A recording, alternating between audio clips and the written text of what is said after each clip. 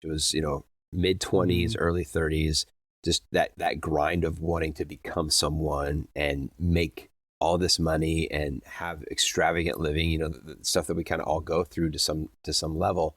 And my wife told me, she's like, I will not raise these younger 4 kids on my own. Welcome to the BLUF Finance Podcast. I'm Erik Baskin, an Air Force Academy graduate, turned veteran entrepreneur and certified financial planner. I help military families and veteran business owners achieve financial freedom. Join us weekly as we explore financial tips for the military community and inspiring interviews from successful veteran business owners. All right, welcome back to the show, everybody. Today, we are lucky to have a guest with us, Steven Leapley. Steven is an executive ghostwriter with over 30 years of experience across various fields, did over a decade in the Navy, 16 years as a paramedic, father to 8 children, full-time RV living minimalist. He describes himself. We'll get into that. And has a couple current businesses with the ghostwriting business and also runs a family farm. So Steven, welcome to the show. Thanks for having me, Erik. Yeah. So tell the folks, I guess, what I missed, a little bit about yourself, maybe how you got into entrepreneurship and kind of what you're up to today. Oh, I got out of high school and I love this story. I didn't join the military right away. I went to college for a semester and realized that after a semester of college, it was like high school with smoke breaks, because everybody was like, we could smoke. And I wasn't a smoker. So I just had to do something different. And so I went and joined the military and joined the Navy, spent 10 years there. There, that's where I kind of cut my teeth on a lot of what I do today. I had opportunity. I was a Navy corpsman, so I had opportunity to write some curriculum for paramedics and got my paramedic license in the military.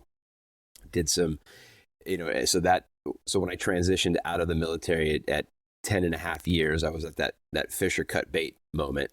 And I got out July of 2001. To kind of put that in perspective. So, and I had a really good job transitioning into same career field in medicine, worked for the county government. So I was doing essentially what I was doing in the Navy, but at a civilian job, and I can be home every night and made 3 times as much money. So I was like, this is a no-brainer. And so that took me down an interesting path. At about 15 years in, I was seeing all my friends about when they were turning 30, having nervous breakdowns and like, oh my gosh, I'm an adult now. My life is over. And I was just watching some guys, their lives just fall apart. And I was like, I was like 28, 29. I'm like, I'm bound and determined that that's never going to happen to me. So I didn't at 30. I waited till I was 33. Waited a few years. I'm like, let me just try on this adulting for a little bit and see how it works. And so that at 33, I ended up in a rehab for 7 months. And in the medical field, I know you have a little bit of history of the medical field too. Just a little bit. Paramedics used to say paramedics walk on water. And, my ego was so big that I would say I invented the water I walked on. And, but I never even saw that for the longest time because the people I was hanging out with were inventing the ground and the materials that invented the water that we walked on. So it was, and there's a difference between cockiness and confidence. And sometimes I was at the point where I went past the confidence into the cockiness and it got the best of me and really thought I was invincible, almost lost everything. At that time, my wife and I had 3 kids. Our third was less than a year old. And wow. And so that I dealt with my issues, came back into the medical field, and I was there 3 months. And I decided if I stay much longer, I can see the path taking me straight back to where I just came from. And so I made a decision to transition out of medicine. I went to work for FedEx for a while, and that was cool because I remember sitting in my interview, and the interviewer, who became my boss, she said, may I ask why you're changing careers? And the first thing that came to my mind was, I'm not changing careers, I'm changing venues. And she was like, I don't understand. I'm like, well, as a paramedic, if I walk up on a scene of an accident, I have about 30 seconds to determine whether the scene is safe, if this person's on drugs, if all these different things. I had to make a character assessment within 30 seconds. I said, it's the same thing when people come into, like it was Kinko's actually. It was right there at the transition from when FedEx bought Kinko's. I said, when a customer comes into a store, it's the same thing. Like we have about 30 seconds to determine whether they're happy, sad, if they're mad at us, if they're excited. And it's the same thing. It's just a different type of venue. And that's what got me the job. And so that was, for me, that was one of those nugget moments that I kept in my head of it doesn't really matter what we do. There's skills that transfer to everything. And sometimes we forget about that. Like, I'm changing careers. I need this. I need that. I have to go back to school and get a whole new degree. Sometimes you may have to, but for the most part, our skills transfer. And so after that, I went into business for myself, doing some organizational professional development consulting. When the economy crashed in 2000, I decided to finally use my GI Bill, went back to school and got an associate's degree, a bachelor's degree, and a master's degree. So I did that at like late, I think it was in my 40s when I did that. So it was like, I appreciated the process and the journey much more as an adult versus if I would have, done it straight out of high school. And then while we were in class in our bachelor's, my wife and I both were finishing up our bachelor's degrees. We had an opportunity where it was all online. We had bought this old Class C. We had 4 kids, 5. We just had 5, and wow. And we were like, okay. My wife was like, I really want to travel and do some traveling. Our last semester and a half of classes were online, so we had nothing that held us down to a physical home. So we put everything in storage and ventured out on that, and that got us we were in San Diego. We're in California, so that got us from San Diego to Ventura, and we ended up staying in Ventura County for 2 years. And then started to make our way back down to San Diego. Got out, we were there for about 2 months, and then went into a house, and that was a crazy. That's in and of itself an hour-long story. But I bet.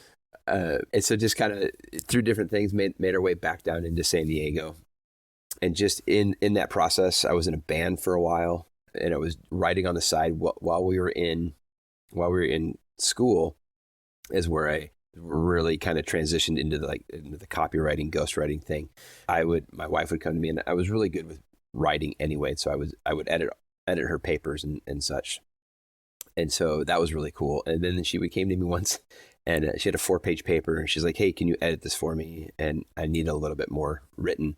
She's like, but I'm done. And she's the kind of person that she writes the way she speaks. And then when she's done, she's done. And so she came to me with this 4-page paper. I was like, how long is this paper supposed to be? And she's like, 10 pages. And I said, you have to write some more. And she's like, I'm done. Like I'm just edit it and turn it in. I'm like, you can't just turn in a 4-page paper. like you'll get a bad grade. You're so much better than that. But she's like, well, I said all I needed to say. And so that was a turning point for me of learning how to ghostwrite. So I academically brought the paper up and pulled in some more notes. And because obviously she's my wife, I know her, and so I could write in her tone. I was like, I'm kind of onto something here. Fast forward a couple of years, and while trying to figure out my life and what I wanted to do. At this point, we have 6 kids, and so we had 3 back to back, right away within 3 years, and then every 4 years we had another one. It was like this cycle that we're on, which is, as we look back now, it's just kind of funny, as we think about it. But I got to a point where the last 2 homes that we were in both had flooding issues, and nothing, one like major rainstorm in San Diego, and then they realized the foundation was just rotted. Another one was, 20 years of plumbing and renting a condo that had never been maintained really. And so those two things were like left a bitter taste in my wife. She's like, I don't want to do this anymore. We weren't in a financial position to buy a house. And actually we were planning on buying the house, the last house that we were in, which flooded. And when we saw that, we're so glad that we didn't do that. And our neighbor, who was a construction guy, said, you're going to have to basically level it and start over. And I was like, yeah. Wow. I'm like, I don't want to do that at all. And so my wife had this crazy idea of like, let's go full time into an RV. And I was like, we had some older RVs at the time. We had a Class C. We had done a travel trailer, and I was like, no. I'm like, it's like, I need a box. I need like a solid foundation, and I need an office because I'm selfish like that. and so we compromised, and we bought a brand new travel trailer with 4 slide outs. Ooh, so it had 2 rooms. Very nice. So the kids all shared a room, and then we had our room. And that's funny because most people. How many kids shared a room? At that time, at 6. How big is the room? 8 by. Oh my gosh. 8 by 8, I think. 6 kids. And that's incredible. That has to be a record. I think we were looking at renting a house one time. We had 5 kids, and it was like a 2-bedroom house. I'm like, we're going to put all the kids in 1 bedroom. And the lady's like, I'm calling CPS on you. She's like, you can't put all 5. I'm like, I just sold. Watch us. Yeah. Watch me. I drive around with these kids. I just sold a 4-bedroom house because for a year they all slept in the same room, even though they had their own bed. And that, for us, that was like, why are we in such a huge home when they don't use it?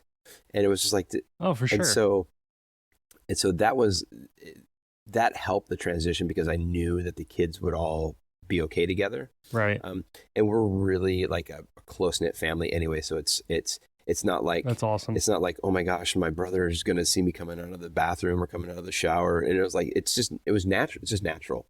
And that also, I think, helps in raising kids, because raising, especially boys, to respect other people, mm-hmm. Which for us was deeply personal.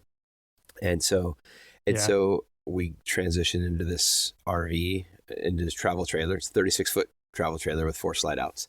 And we did a cross country tour with it. And one of my buddies was like, you need to fund your trip.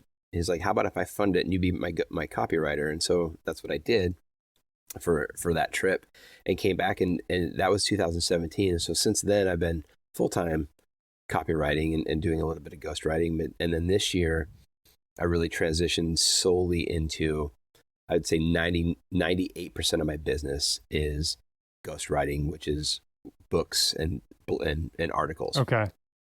Can you talk, I guess, the difference between copywriting and ghostwriting for those that might not be like that familiar with the differences, or like some people don't even know what either of those are. So myself, I get a little confused at times too. So can be.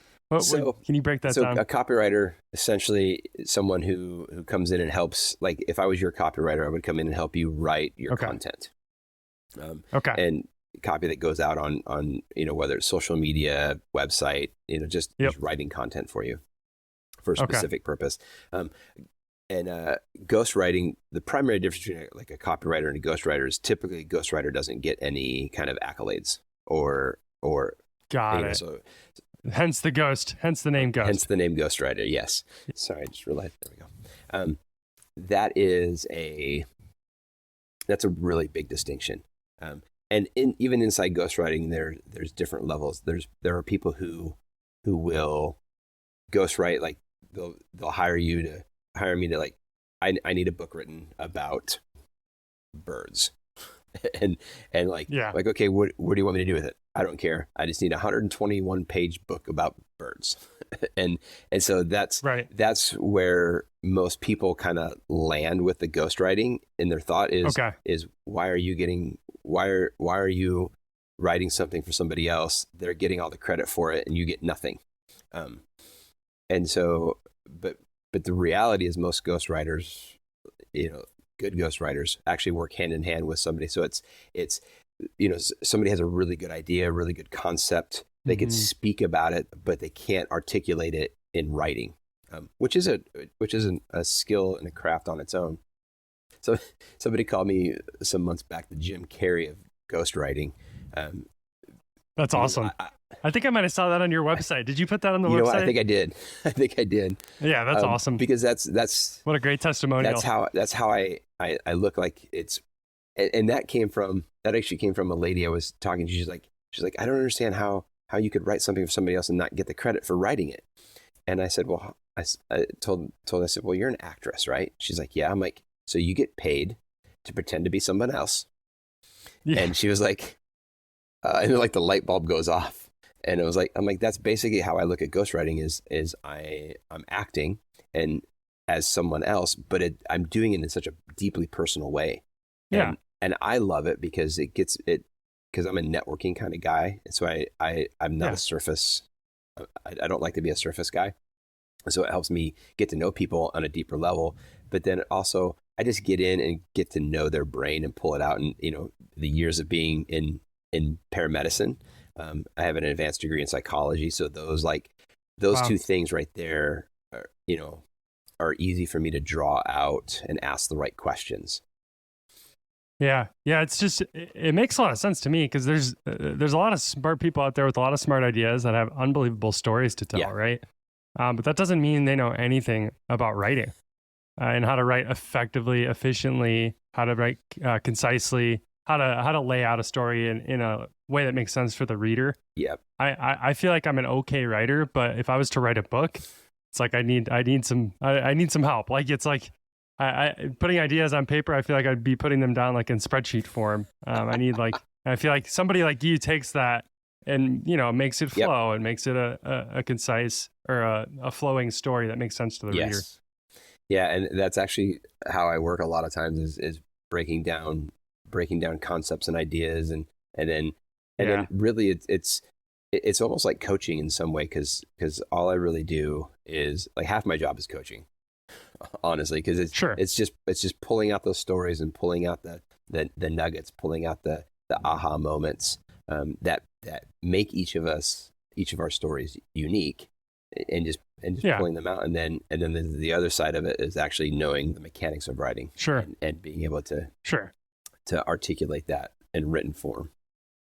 So yeah, absolutely. I'm curious. I was gonna say, here, this would be good for you. I mean, as a in the hospital world, we have to do doctors have to do doctor's notes. And one of the things in the military, I was in the Navy, is we were in a place where the docs always taught us how to write notes. And so I think that's too where I really learned how to write the story, is where I really, I guess, cut my teeth on learning how to write a story, is having to write doctor's notes and explain what's going on with the patient. And you have to be succinct, but you have to be clear, and you have to write it in a way that somebody who knows absolutely nothing, that's how we were taught. Like if somebody knows nothing about medicine could open that up and other than acronyms know exactly what you're saying. Do you feel overwhelmed and need more personalized help with your finances? Book a call at baskinfp.com/start, and we can see if we are a mutual fit to work together. At the very least, we can have a productive conversation, and if we're not a fit, I'll find the best way forward for you. That's baskinfp.com/start for a quick intro call with me. That makes sense. Yeah, you're like a bridge between this medical speak lingo world of doctors that may or may not have very good handwriting and hard to understand, and everybody else. They need that bridge, and that bridge is the ghostwriter, the medic tech, right? That's you. Yeah, that's awesome. I'm curious, going back to your RV life, you describe yourself as a minimalist. Can you talk about that a little bit and expand upon that, and especially in the context of entrepreneurship, right? Like being able to be your own boss, live in the RV, like, knowing what's enough for your family. I think two sub bullets to this for me are like, hey, knowing what's enough for your family, like what do we need, right? That's minimalism. And then like secondary, like, I guess to play devil's advocate, like what would I have to pay? How much more would I have to pay you to go to an office after you've experienced this? Like, could you ever go back? Probably a lot of money. Probably no amount of money. Begging to go back. No, just kidding. It's actually kind of funny because we've talked about going back into a house, and literally the only thing I miss from truly miss is having an office. So like my office right now is, we converted the outside kitchen into my office, which is great because, now everybody's like, ergonomically you should be standing at work instead of sitting. And so that works great for me. So I have my books above me, and the RVs, it's set at the perfect level to where I can stand and work. And it actually has increased my capacity for what I can do. But to go back to answer your question, when the drive, a couple of the drives that got us into minimalist living was after like 4 or 5 kids, my wife was like, I'm done cleaning the house. It's just, there's. Oh, my wife can relate to that. It's not like we have a huge house, but she doesn't like cleaning. Yeah. And she's like, and just like the daily grind of like, keeping kids on track for cleaning. Yep. And so there was that piece of it. There was the last 2 issues that we had, and of homes that we lived in and having to move out of, and just being like I don't want to be under someone else's kind of rule in that sense. But at the same time, we love Southern California, and so how do you leverage that if you're not in a position to drop $700,000-$800,000 on a 800 square foot home, and right, and we had experience in the RV in RVs and like that experience where we like to camp anyway, and so it felt like it was going to be okay moving into it, and so in moving into that and realizing, I guess the second piece of that was with the first 3 kids. And let me clarify too with my 8 kids that we have. So my oldest daughter is from my first marriage, which we affectionately refer to that as my first deployment. So my wife and I have been married 25 years, and we have 7 kids. So my oldest is 27 and my youngest is 3. So yeah, it's a crazy spread, and we're all a close knit family. But that's awesome. But with the first 3 for my wife and I was gone so much. It was, mid 20s, early 30s, just that grind of wanting to become someone and make all this money and have extravagant living, the stuff that we kind of all go through to some level. And my wife told me, she's like, I will not raise these younger 4 kids on my own. I'm like, but I'm here. She's like, but you're not. And so, that was another reason to have me do ghostwriting. It was something I could do. It's that the flexibility that comes with being an entrepreneur, and kind of doing your own schedule of work, mixed with the minimalistic style of all I have is 36 feet by 8 feet to live in, and that's all I have to worry about. I don't have to worry about the yard. I don't have to worry about, there's still things that break on it, just like a home. But it's a lot easier to fix, a broken water pipe in an RV than it is to fix a broken water pipe in a house. I'll take an RV water pipe break any day. Oh yeah. And so getting out of the home, one, when you live in such a small area, it forces you outside. Because it's not like you can just sit in a 2,000 square foot home and have all this space, which is great to have that. But for us, it was like it just forced us outside. It forced us off TV. It forced us off of because we were on top of each other almost in some ways, and so we were able to just learn. It took me a lot longer than everybody else, to be honest with you, because I went kicking and screaming, but I love it now. And so, but it really, like that comment from my wife about not raising the kids, like really kind of resonated, and I had to learn. I didn't grow up in a home where I was taught deep rooted, being a dad. I was an only child, so it was really easy for my, like I would spend time with my parents, and I'm like, I don't want anything, I'm good. Yeah. And so, so that piece of it was a challenge for me because I didn't need what my kids need. And so I have to learn, and even today it's a daily thing for me, continuing to learn how to show up. But the less distractions I have made it easier to show up more often. And so I've learned how to be more present because I don't have to worry about, like I said, the yard and all this extra stuff. It really kind of forced us to have more conversations with each other. Also, I didn't have to work the 50, 60 hours a week.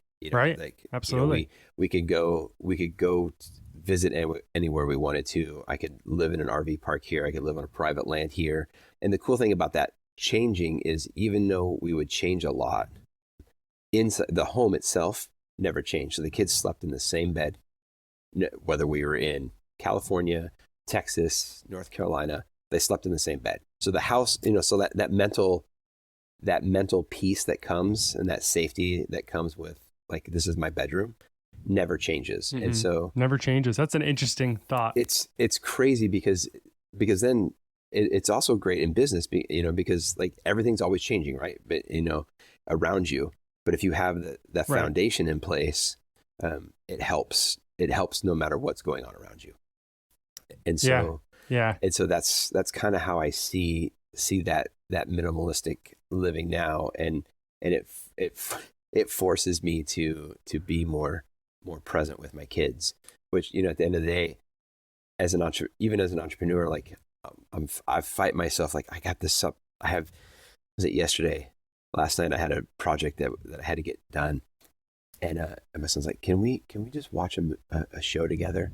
And it's like, oh, and you process that because you're like, yes, I want to watch a show, but you're like, oh, I have a deadline. I'm like, how do we do this? And so so sometimes I've just learned, I've got to the point where I'm like, it can wait, unless it's absolutely like drop dead, deadline that has no wiggle room on it.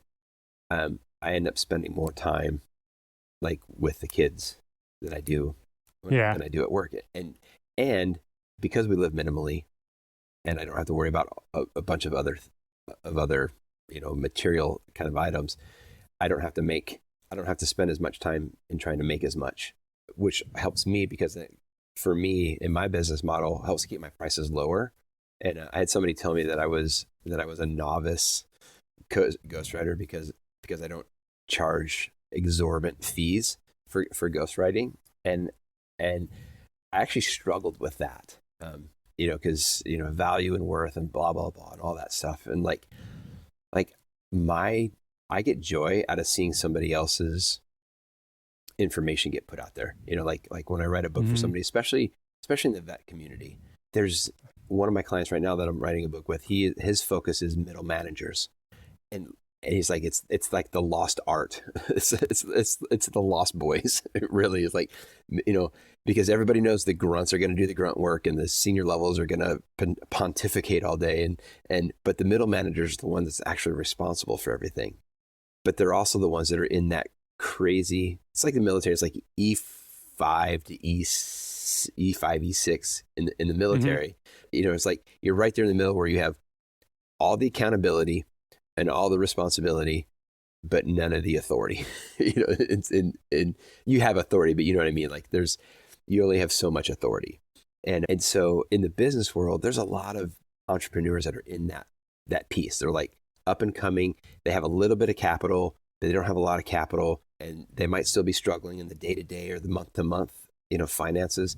And so my angle is really to help people that are in that area. I do. That's awesome. I have done work with some executives, and thousands of dollars contracts, which are great. But I really enjoy the stories that come from the guys who are grinding and learning that 60-hour a week grind doesn't have to be every single week. That's no, I love that. I love how intentional, going back to kind of the first point, talking about the minimalism, how intentional you've been about how to design your life, right? Like I've seen that myself, and kind of how I've tried to build my business for the future. I don't have any kids yet, but when we do, like, I want to be there. I want to be coaching the baseball game or the hockey game. I want to want to be involved. I don't want to be, my boss is making me stay till 6. So I miss, kids' activities. Like I never want that to be me.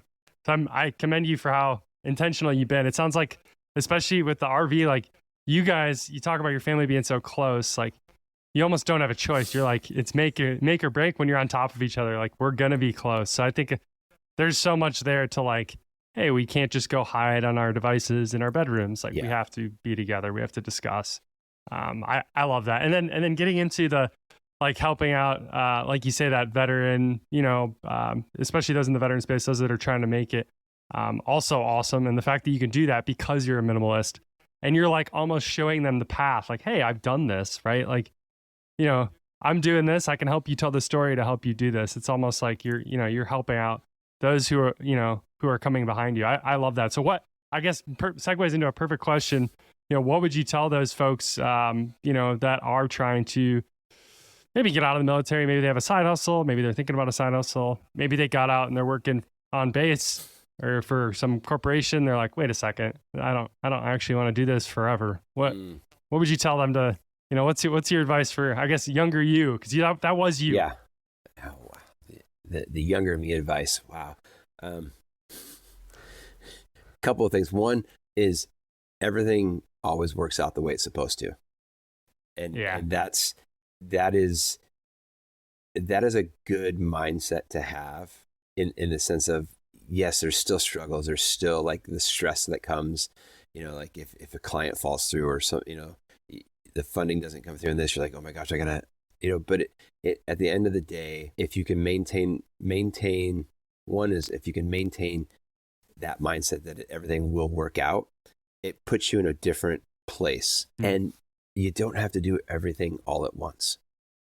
Just start small. Like if you have a business and you want to start the side hustle, all the gurus will say, start that, get that up and going before you quit your job, and because of the financial, and I mean, that would be a great advice, is as you're starting your side hustle, start that while you're maintaining a job. And once that gets to a place where you're comfortable letting go of your job, then let go of it as quick as you can.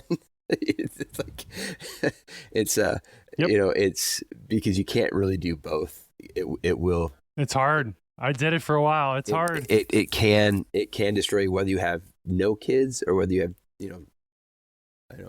a football team of kids. Like but it is different. Like, there's also like, if you don't have a family, it's so much easier to get that up and going so that when your family comes, you can enjoy that.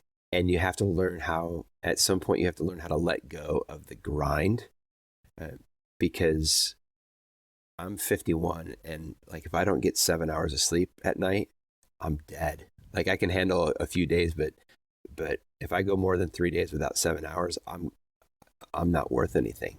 And taking care of our, and I'm in that process too, is so vitally important, because if your health, and that's mental health, it's physical health, it's emotional health, it's spiritual health, it's nutritional health, all those components, if all of those are healthy in you, then you can do anything you want, because that's the foundation to me. That's the foundation that needs to be, that sets everything else up.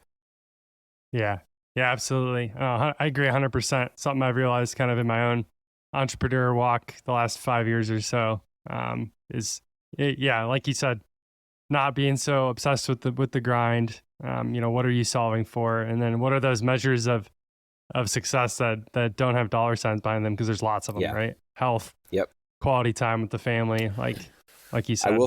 Reading a story, watching a movie with your son. What's that worth?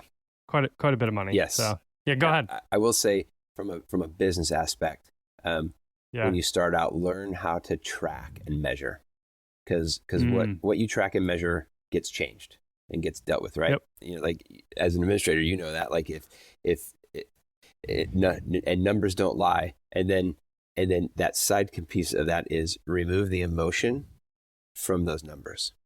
Mm-hmm. Facts are different than feelings. I can look at and say, oh, I only have 10 leads right now. I could be like, oh crap, 10 leads, only 5 of them are even going to open my thing. And of those 5, maybe 2, maybe 1, it could be so emotional and get overwhelming. But if you go, oh, I only have 10 leads, that's probably not enough for me to convert somebody. I need to get more leads. And if you can look at your numbers through a factual lens versus a feeling lens, it's so much easier to change and to do what's needed versus you get caught up in the emotion, then you start procrastinating. And then you're on the couch with 3 movies with your son and 6 beers later, and you're like, I should have done something. Yeah, no, absolutely. No, it's control the controllables. Yeah. Something I learned in hockey. It was like, you can control your attitude and your work ethic. You don't really control if you score or team wins. Like at the end of the day, you control the controllables. The rest takes care of itself. So like you said, focus on those KPIs, if you will, those metrics that matter. Hey, how many people am I reaching out to? If, depending on what business you're in, or how many posts am I putting out, whatever it is, whatever that activity is, that leading indicator. And then what leads from that, right? So, yeah. All right. Well, I think we'll wrap there. Thanks so much, Steven, for coming on. How can people find you? Where, if people want to get in touch, are you on LinkedIn? Is that a good spot? LinkedIn is beautiful. I love LinkedIn. So I'm on LinkedIn, and it's just my name, Steven Leapley. I'm on the other socials too. Just search my name. It's this pretty face that you see. My website, leaplyenterprises.com. And if you're interested, if anybody's listening to this and is interested in ghostwriting or anything, if you send me a DM through any one of the socials and then just put podcast, right? Just put podcast in there. Then I'll know that you came from here, and I have some special deals that I give. I give discounts out to people who are doing podcasts that I don't give out to anybody else. Love it. And I'll put all that in the show notes, so that's easily clickable for anyone that's listening as well. Awesome. Well, thanks so much for coming on, Steven. This was a blast. Really, really enjoy the conversation. Me too. Thanks, Erik. I appreciate it. Thanks, Steven. Have a good one. Thank you for joining us today. Do you want the exact financial planning framework that I use with clients? Go visit baskinfp.com, where you can grab a free download of the ultimate military and veteran financial checklist to give you the BLUF on what you need to be doing to manage your finances. We'll be back next week with some more content to help you on your journey to financial freedom. See you then. This is a friendly reminder that the BLUF Finance Podcast is general and educational in nature and does not constitute tax, investment, legal, or financial advice with respect to any particular individual or taxpayer. Please consult with your own tax, legal, financial, and other advisors regarding your own unique situation.